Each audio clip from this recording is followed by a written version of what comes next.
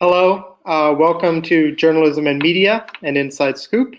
My name is Adam Thorp. I am the just former editor-in-chief of the Chicago Maroon. I've worked in a handful of journalism jobs, and I'm planning to enter the industry. We have a really exciting set of panelists today. Really happy to welcome you to the presentation as part of this week-long event on the journalism media industry. Please note that this panel is being recorded. The recording is going to be available this afternoon at Alumni U. If you have any of your own questions for the panel, please write them into the question box at any point during the discussion, and we will be looking at those, and we may break to ask any of them. If we don't get to some of those questions, they'll be posted online after the presentation, so hopefully we can circle back around.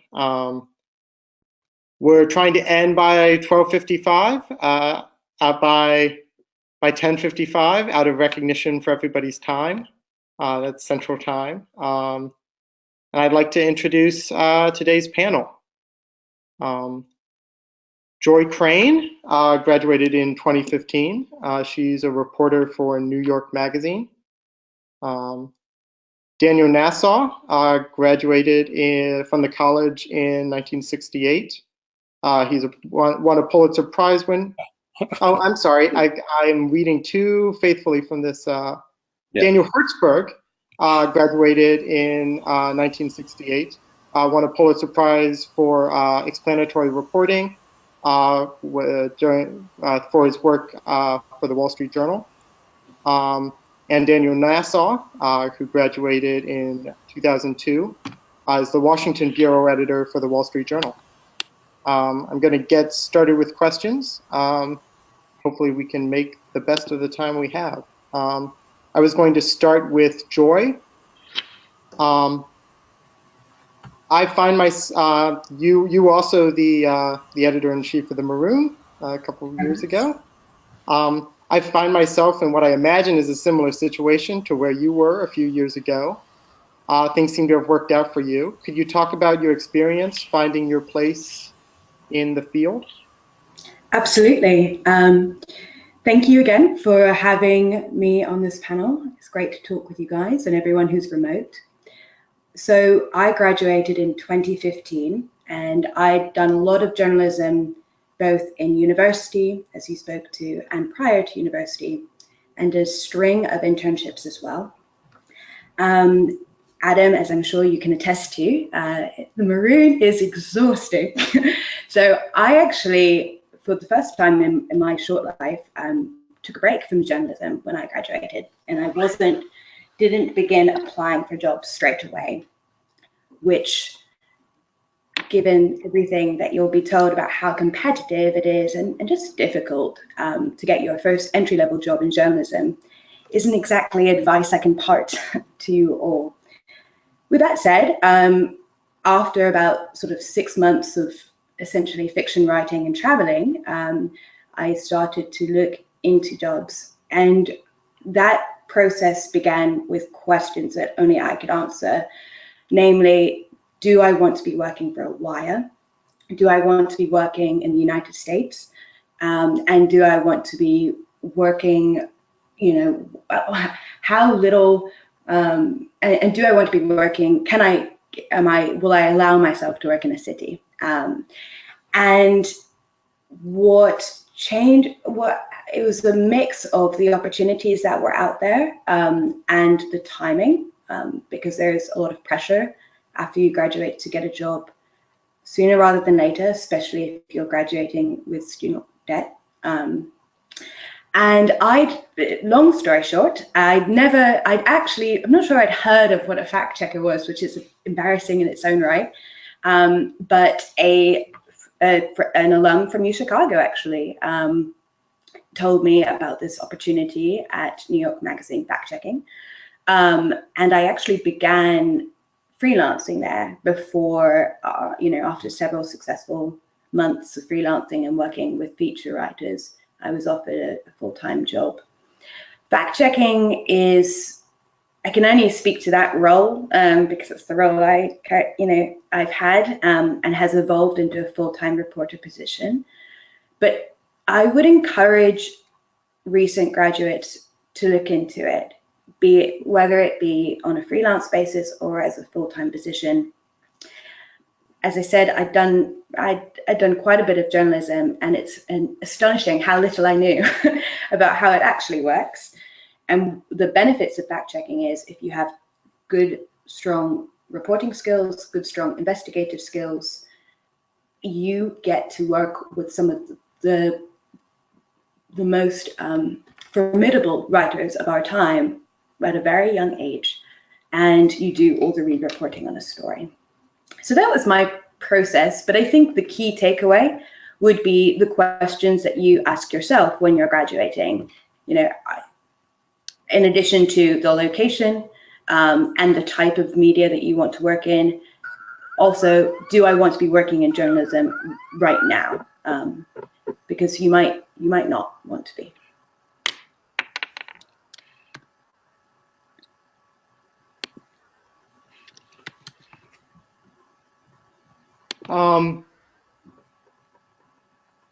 Can people hear me? Okay, great. I apologize. I wanted to ask whether that accorded with Daniel Nassaw, Dan Hertzberg's experiences, both for yourself and other people you've seen coming up in journalism. All right, who do you want to start? I'll defer to Dan. Well, yeah, I think whichever one of you. I'm talking about in the old days, which we now, my wife and I now realize was the golden age of journalism, though not when we were starting. You know, there was in effect a feeder network. It wasn't for everybody, but you started out at smaller papers. I started out at the Buffalo Evening News, and I went to Newsday, you know, strong regional paper, and then eventually to the Wall Street Journal. I think there was the same thing for TV. You went to local stations, then you went on to the network, to bigger local stations, but obviously that has changed completely. I mean, and that's what I think is what you, Joy and Dan can talk about, the big change, because clearly the print papers, I mean, print's going out. The print papers are have for the most part fewer jobs. But I'm noticing, I mean, you can see The Hill, Politico, lots of people turnover, and I'm sure there are other ones. And I'm also noting when I do prize juries and things, people coming up through what we would call trade magazines. So it could be Inside Climate News, which is very good, certain publications. I mean, I see investigative work coming out of this. You know, it's my one experience, certainly after you get started, and this may not be true, but from my own experience doing hiring, is it's your clips. I mean, it's what you can do. I want to see a story where you're mostly the only name on it. And, you know, I'd like to see at least 10 of them, because not too many more, because somebody can write 1 or 2 stories for you. It's hard for them to write 10 stories for you. And that's just, but that's from the old historic point of view. Well, I think, you know, I agree with Dan and Joy on a lot of this. You know, we see in my newsroom in Washington at the Wall Street Journal, I think that there's a generational split that happened right around me.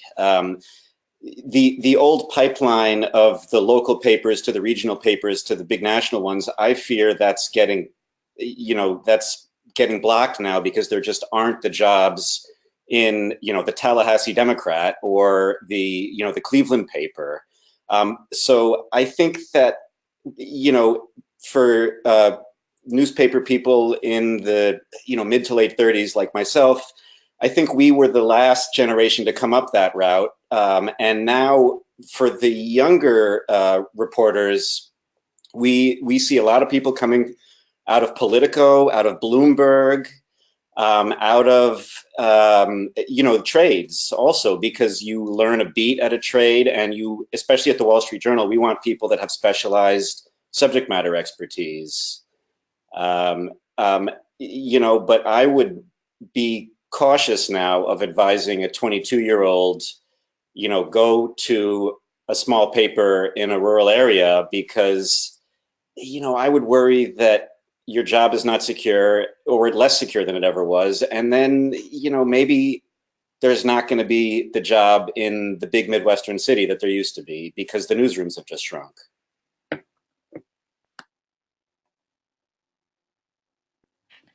Daniel Nassaw, I wanted to ask you about the experience of running a newsroom in Trump's Washington, and sort of from that, do you think that there are any lessons the Washington Press Corps can take from this period and apply to, I don't want to say more normal administrations? Okay, well, first, I can't let you overstate my role in the Washington Bureau. I'm one of a cohort of editors, but I've thought about this, and I think the main thing that you have to do is, we found we have to really hold fast to our principles when we're covering an administration like this. Newsrooms have the best have an ethos and a set of core guiding principles for the way the coverage works, down to the way we construct sentences and we write leads. And this president has challenged that. We're seeing ways that he challenges democratic norms. He sort of rejects the role of the free press. Some of our competitors, some of the Wall Street Journal's competitors, maybe are a little bit more free in directly challenging him and siding with, the anti-Trump resistance. And we have tried very hard to stick to our core principles. And, we also remember 62 million people voted for this guy. And those are our readers too. Other than that, we've had to become flexible in terms of the craft. Just be willing to play with how we construct online news stories, because, okay, a good example, getting into the weeds a little bit, is previously, if a news story runs in the newspaper and then, we don't mess with it anymore. We just put it away into the archive, and then we start a new online news story first thing in the morning, if it's a running story. But then what do you do if Donald Trump at 6 a.m. tweets about something that you've just finished up a news story on? We've had to come up with ideas, because, the news cycle now lasts 15 minutes at a time because of this president. So we've really had to adjust the craft while holding fast to our principles about, what does it mean to be a national newspaper that serves the whole country. I hope that helps.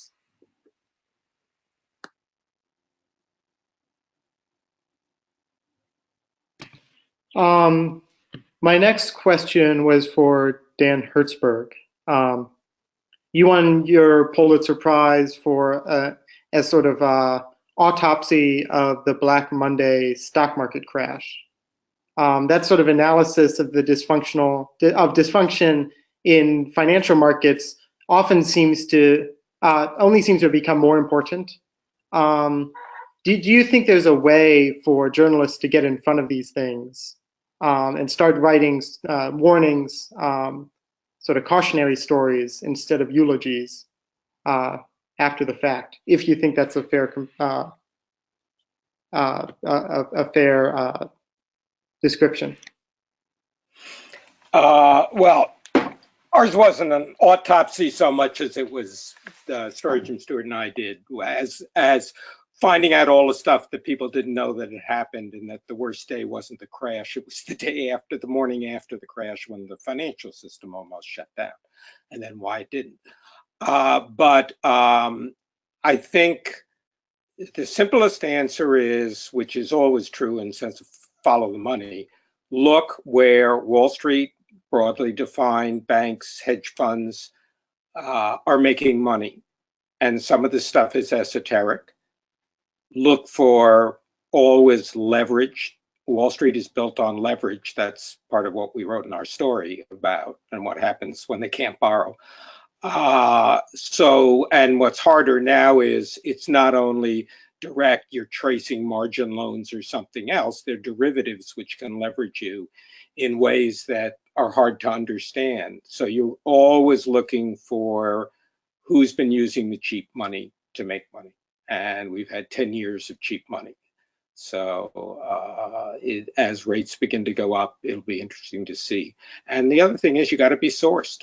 I mean, you have to have sources. It's harder. You have to have people. This is why beat reporters produce so much of the good things, because good news, because they have sources who trust them and tell them what's going on. If I can just follow up there, I guess part of my question, it seems to me that when you have something sort of systemically troubling about the market, even if you have a well-sourced beat reporter, presumably there's an opportunity to make some money there.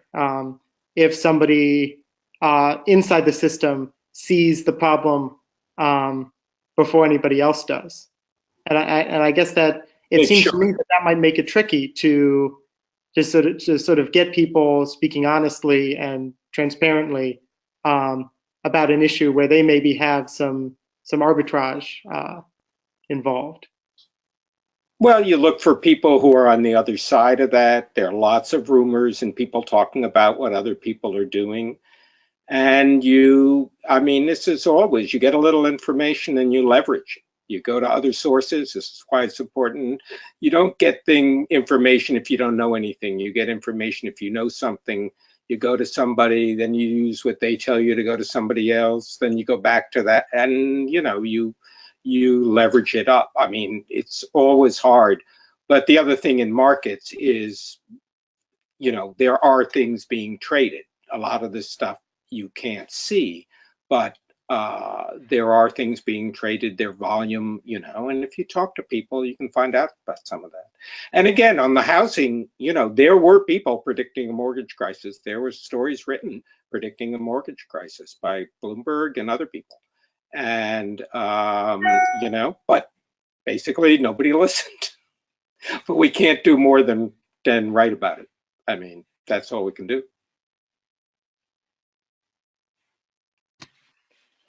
If I could ask another question for Daniel Nassaw. The Wall Street Journal has done a lot of important work on the ongoing Russia investigation. I'd be happy if you wanted to push back against this characterization, but I think I'm right to say that the editorial page is simultaneously as skeptical of the investigation as any mainstream outlet. How do you think about that relationship? I guess across the editorial news divide. Well, I think it's been the same since Dan started at the Wall Street Journal. We don't really worry about them. We certainly don't know what's coming. We're not accountable to them, nor they to us.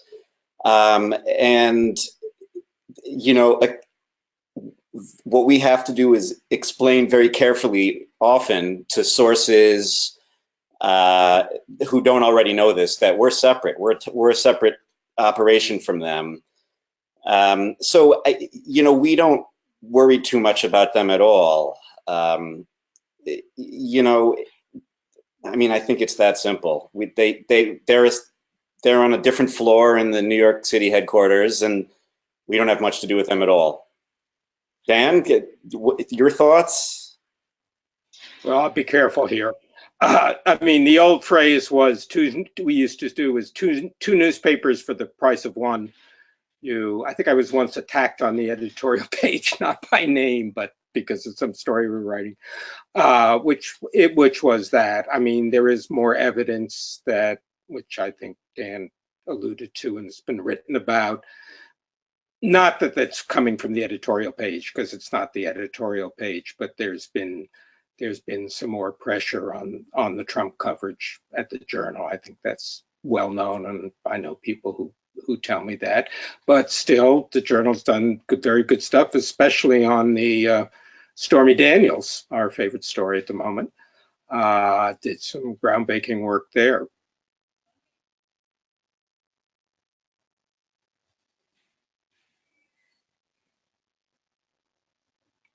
Hello? We can't hear you, Adam.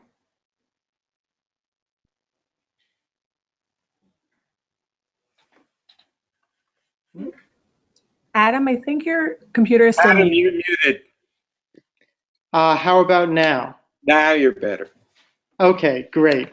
Joy, I was wondering if you had any thoughts on that from your experience working at a publication where I think the not as any sort of defect, but sort of by design, the sort of magazine writing tradition has a slightly different tradition around the division between hard reporting and sort of opinion journalism. I'm wondering if you had any thoughts on this conversation. I was thinking sort of about the New York Times op-ed pages, which have run into some sort of fact-checking related trouble recently. So I was wondering if you had any thoughts batting that back. As it pertains to coverage of Donald Trump or of politics, or just in general? Just in general, sort of fact-checking, news reporting, opinion journalism, how those worlds collide. Sure. So the lion's share of my fact-checking work will be on fact-checking features, which, as you said, I mean, I wouldn't. They are exactly what they are. They are feature writing. So they're not opinion journalism, but the synthesis, analysis, and the breadth of time that goes into reporting and writing a given feature story does involve a certain degree of subjective assessment. From a fact-checking perspective, I much prefer checking something that's close to what was once called hard news. It's a much easier task when you're fact-checking something that errs more on the subjective or opinion side of the scale. That becomes difficult because often you're checking instances of poetic license and hyperbole, of which help build an argument and help make a story compelling. So oftentimes my role is to be almost like the party pooper to say, you know, we really, I don't think we're factually justified in making a claim of this stature. And with that said, the magazine it involves several different voices. So it's really dependent on the given piece. And that requires that I be flexible as well on any given fact-checking assignment. One takeaway, I came up through the Chicago Maroon, I came up through the news section, and I learned, and all of my internships were investigative or financial news.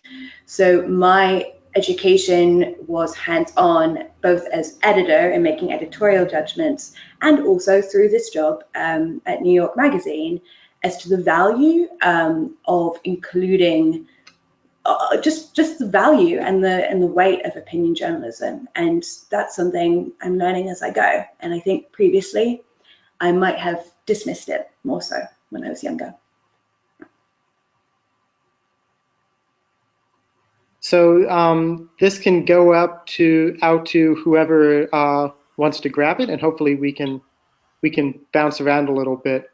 But I was wondering, as you sort of survey the field today, if there are any outlets or approaches in the media industry that seem promising to you, seem likely to multiply. So if any of you have thoughts along those lines, I'd love to hear it. I still see that the best work is being done by, what you might call the legacy news outlets. I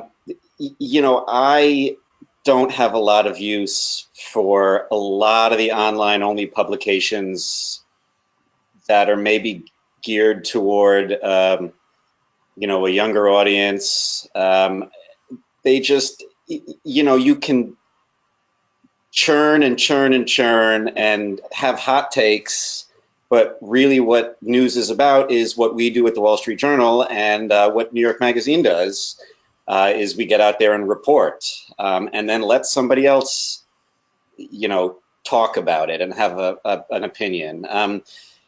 Within the newsroom, we're doing a lot of really interesting stuff with motion graphics and data journalism, and just there's all sorts of interesting new ways to tell stories. But I think at the root of it is always going to be, shoe leather reporting. And, some of the best Wall Street Journal scoops that we've had this year and in the past couple of years have been really old school reporting, like our stuff on Theranos. Our very, very good investigative reporters had a hunch that something was funny about this company, and he just started making phone calls and got tips, and there you go. And the same thing with the Stormy Daniels stuff. That is, you hear rumors and find out people who know stuff, and then you build on that. So, that's my 2 cents. I think it's the legacy news outlets are still doing the best work. And then, from time to time, there's these tech newsletters, the Information and the Intercept, and they do some good work, but the problem there is who reads it. You don't really know. So anyway, I'll pass this along to my colleagues. Yeah, I don't disagree, Daniel, though I would say in some beats, particularly covering the environment and climate science, I think these are beats that don't have as wide as an audience as the subject demands. And some of the greatest that I've read, explanatory journalism, is coming from online only outlets. I have no vested interest in them, so I'll plug them. I think After Dark is doing some very impressive reporting there. And I do think that's a way forward for that particular beat. And that is the kind of one exception to what what is a sort of a general agreement with what you said, Daniel, that legacy outlets really continue to be putting out some of the greatest stories.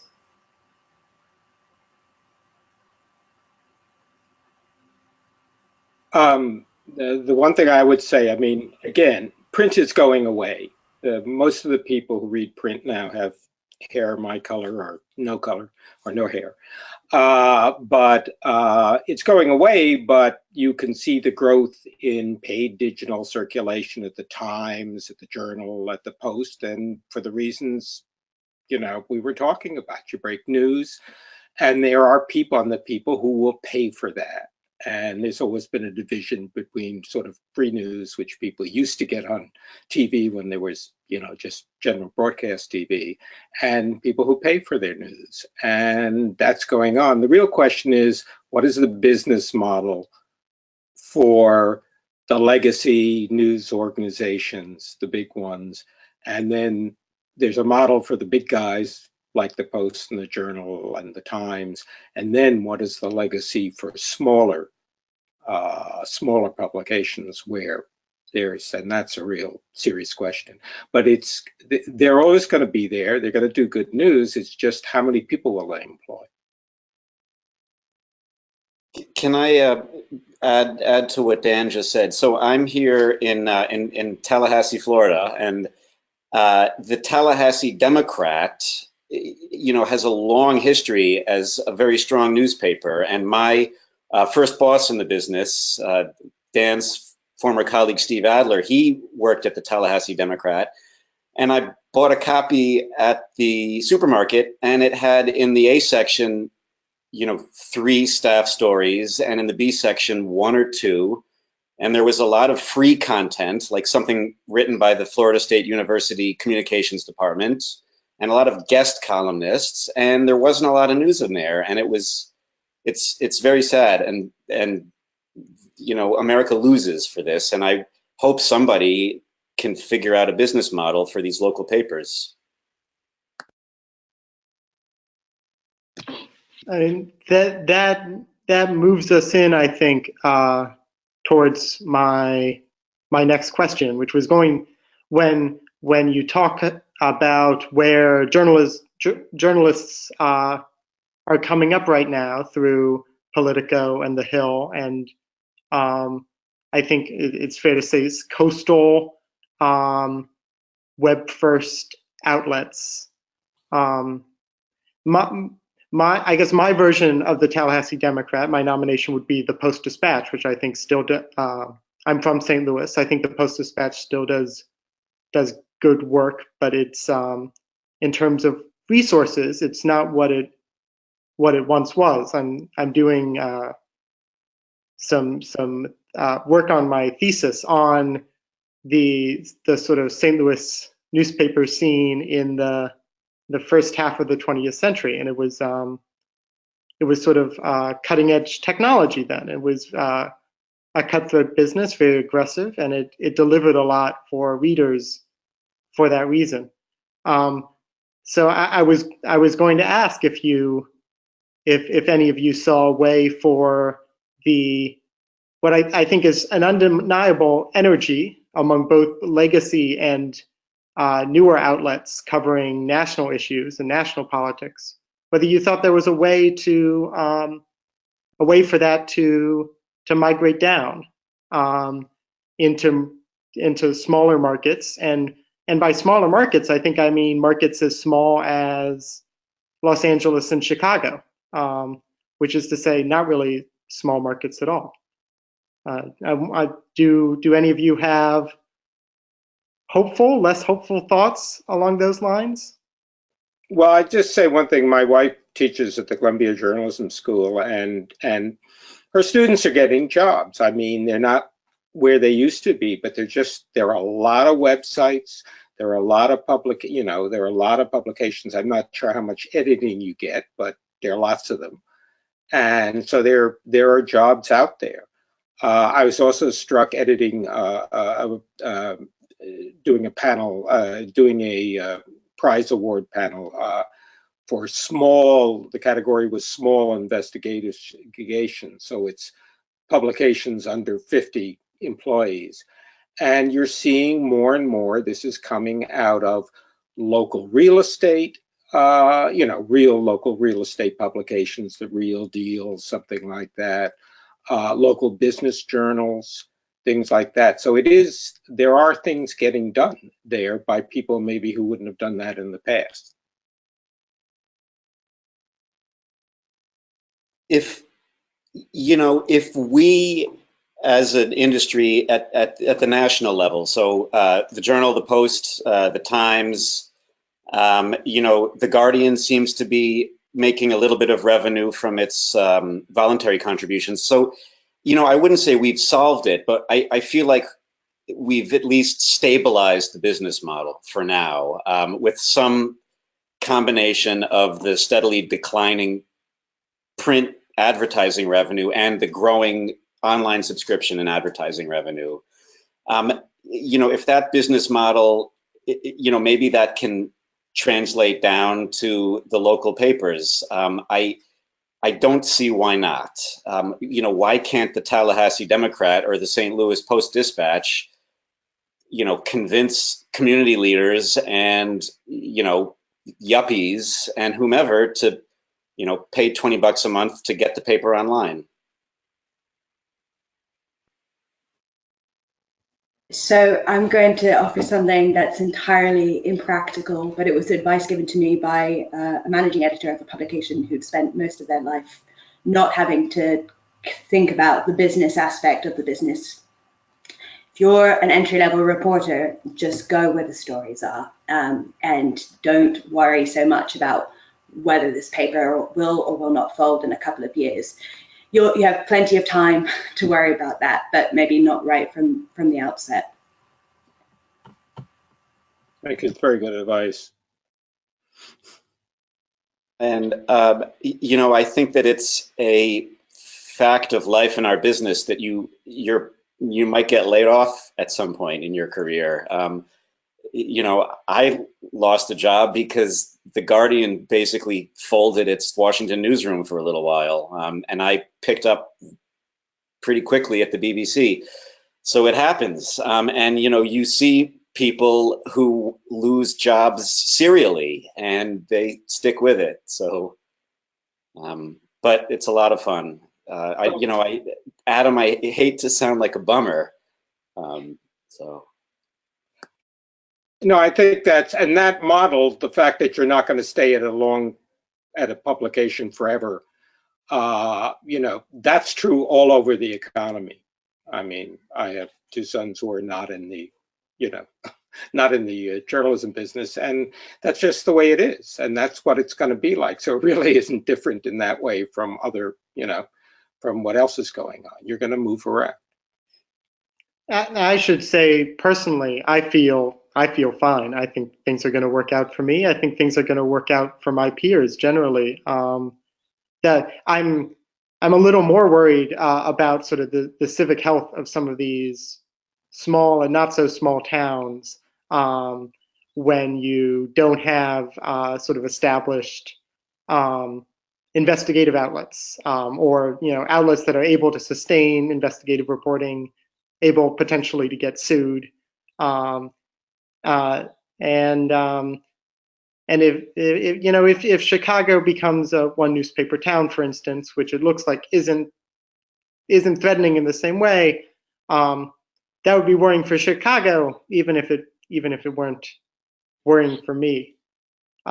We have an audience question. I want to encourage people to suggest audience questions, but this one asks, with the recent news about Cambridge Analytica, do you think there will be a backlash or shift in the way media works to both collect and share information?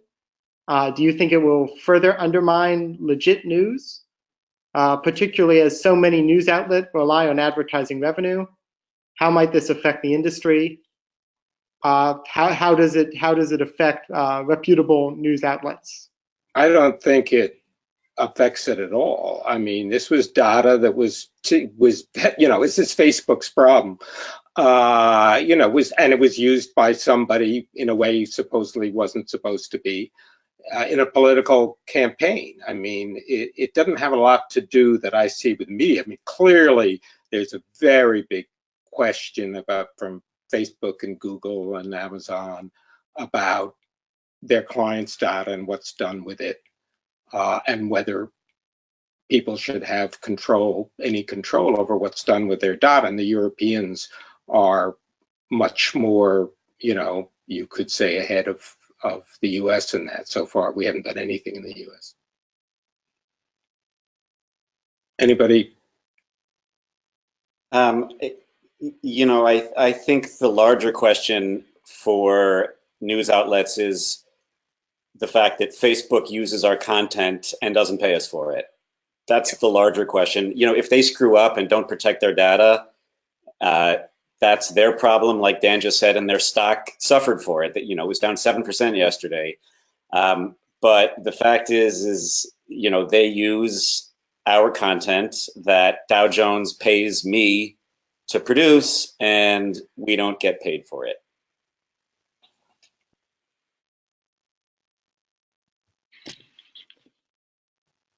I want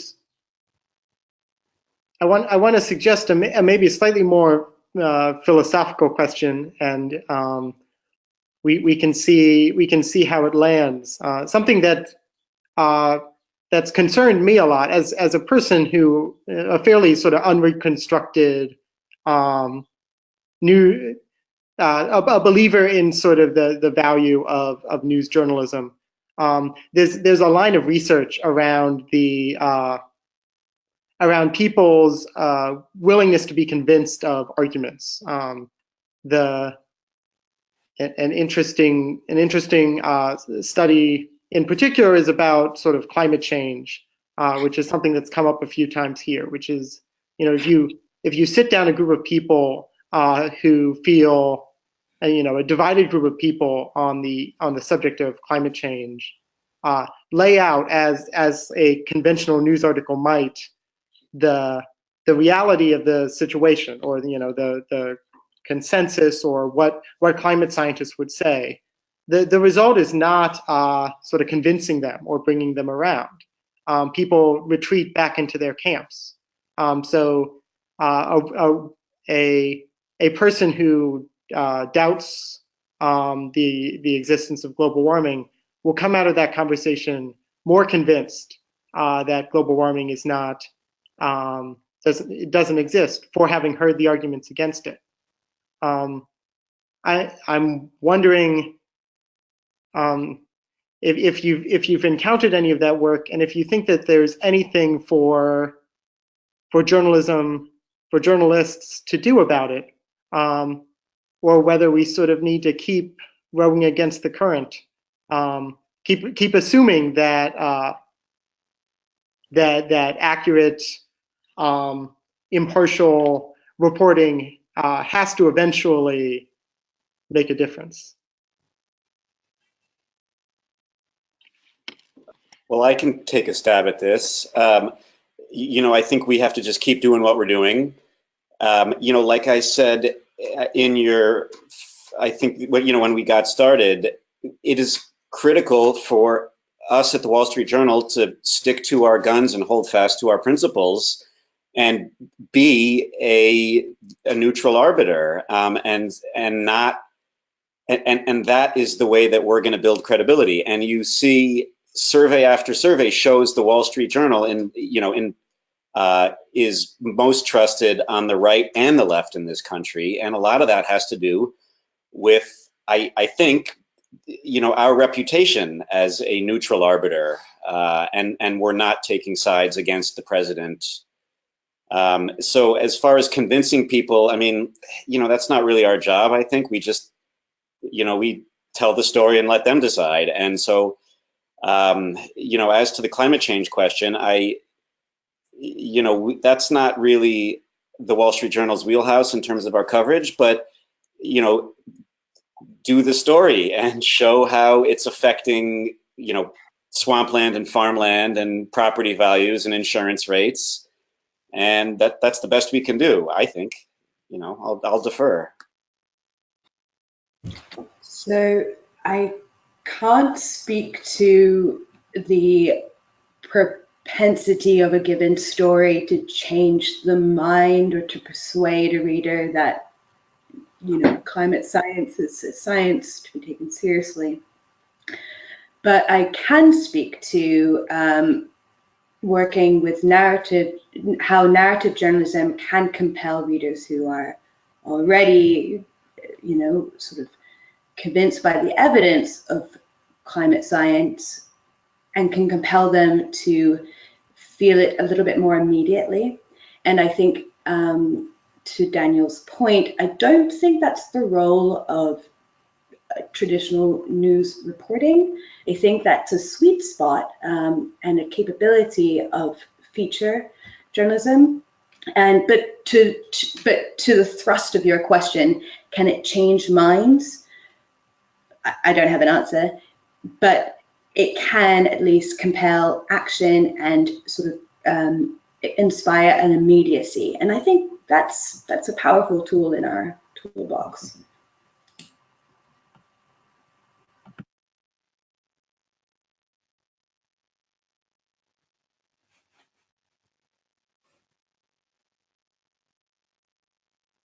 Adam? Still can't hear you. Absolutely. I apologize. I should say that I think the strongest version of this critique is definitely wrong, which is to say that something like the Wall Street Journal's Theranos reporting, I don't know how many people didn't come into that story with a strong sense of whether Theranos was junk science or not. But it's obviously had an impact. It convinced people, at least some people. It's changed sort of the fate of that company. So I'm personally relatively positive about this, but I think it's an interesting question for journalists to reflect on. And one, if I may, to the Theranos, I think that's a good example of it's a straw argument because I don't think people came into this with really deeply held feelings about Theranos, but you read our coverage over the course of a year and you can come away thinking, oh, them lying newspapers, or you can think this is a fraud. And it's not our job to convince our readers, but certainly the SEC read it, and the local law enforcement authorities and civil authorities read this, and the regulators read this, and CMS read it, and now the company's in a lot of trouble, and the founder is in a lot of trouble. So, some people read what we were doing and thought these guys, have done some good work here.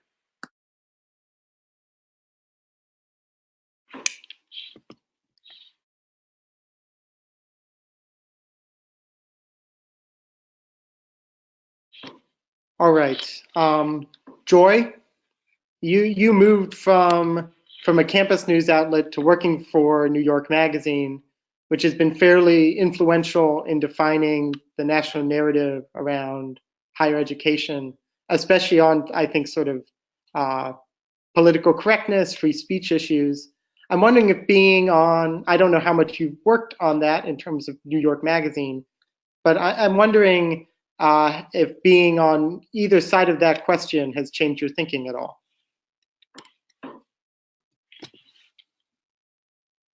Good question. I don't work intimately with the writers who do regularly address this question, though I did note that our columnist on high, Jonathan Chait, has a column out about this morning. Something you mentioned working on both sides. I don't really feel as though I do work on both sides of this issue. At University of Chicago, I was really engaging with this issue through my capacity as a reporter, and at New York Magazine, should I be working on these issues, it will be in the same stance. So I just wanted to clarify if I've understood what you mean by both sides.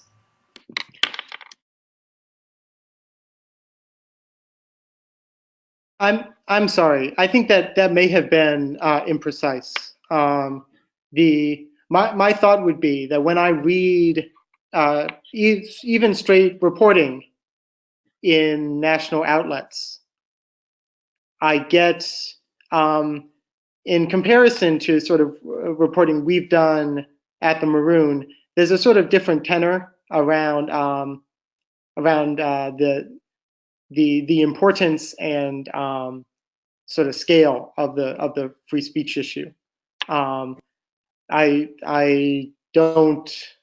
So the question would be, national outlets seem to approach these issues and come to a different set of conclusions. I almost wonder just as much, sort of being removed from campus. Do you have a different sense of the centrality, the importance of these issues? Have you come to any different conclusions about it as somebody who has engaged with this issue both as a student journalist and as a journalist after graduation? Yeah, I have come around to a slightly different view. So the lens, in my own reporting and editing experience too at the Chicago Maroon, the Calvin report was the source of antagonism for a lot of our key stories. So we were covering the divestment campaign in particular stands out in recent memory. And it was something that we would regularly take an editorial position on. And I think as a student reporter, what the Calvin report stood as a sort of represented as a barrier to what were these ongoing news campaigns that would turn into news items. Can I just intervene to say the Calvin report, for people who are not read up on sort of University of Chicago's particular variation on free speech questions, the Calvin report commits the university, written I think during the 1960s, during issues around weapons research on campus. But the Calvin report commits the university to neutrality on political issues.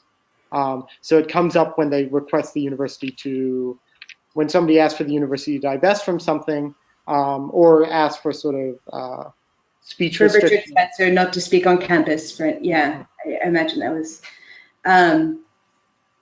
yeah, thank you for summarizing that. I guess while I was still at university, I constantly saw it through the lens of which it was presented by items that were driving our news agenda, which was it was an obstacle. And that still stands when now on the other side, looking back, I can see it also for its weight in sort of preserving and incubating freedom of speech and expression. But more peculiar, so it, I think you asked, do these questions feel as pertinent? No. But what has been a point of reflection for me was some of the benefits of some of the enabling powers of the Calvin report. One thing that I still grapple with is the Calvin report's kind of net claim that this constitutes that the University of Chicago is politically neutral. That's a fiction. That's a fallacy. And I wish that was more a part of perhaps the national conversation when we're engaging with ideas of freedom of speech, that we're talking about the net political impact of an institution and not just about PC culture. And I think that's something that gets missed in the wider discussions.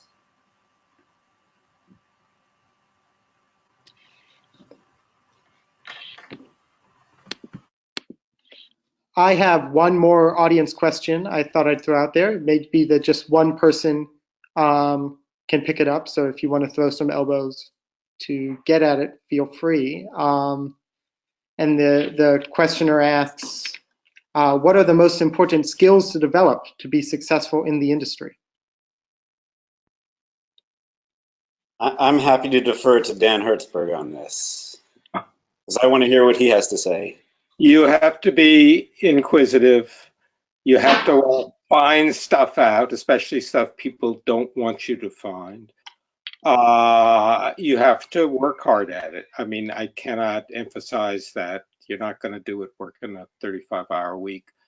And you really have to have a sense of fairness, this idea that once you got the story, especially if you're doing investigative stuff, you step back, you make sure the subject of your story has their comment and their things are reflected, but not down at the bottom of the story, way up at the top, near the top, and things like that. But it's wanting to find stuff out. It's not minding, don't expect to be popular, and realize that everybody is using you just as you're using them, and just ask that question when you talk to them. I mean, those are things. And the only thing I would say, since sometimes it's been, is I was in the business for 46 years, and it's really fun.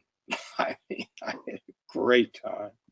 So it's still, I would urge people to go in it, but you just gotta really want to be in it.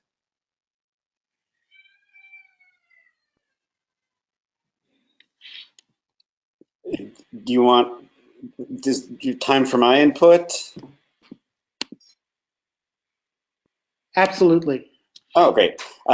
You know, I see in the best reporters in my bureau have this sort of almost a sort of obsessive desire to work really hard and just always make more phone calls and spend a lot of time.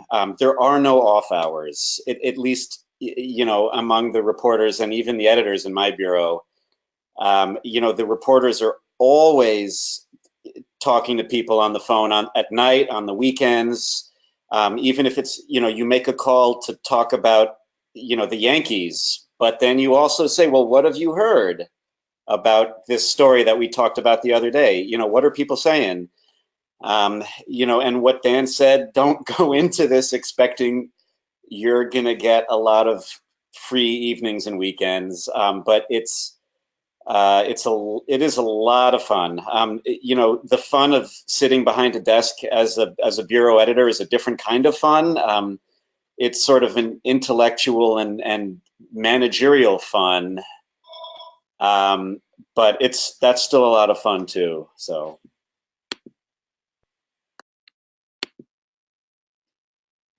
So I think that we're slightly over time. So my inclination is to thank all of you for your time and start wrapping this up. Any outstanding questions that were submitted to us will be posted on the Alumni U website, so people can continue to engage with them. I want to thank everybody for participating, for everybody at the university who helped set this very interesting panel up, and all the panelists who helped make it so interesting. Please join us tomorrow at the speed networking portion of this week-long event. It's from 12 to 1 Central, or you can log on to Alumni U at any time to watch this recording and continue to engage in the conversation that we got started here. Take care and have a wonderful day. Thank you, Adam. All right, Dan. All right, Joy. Bye. Bye.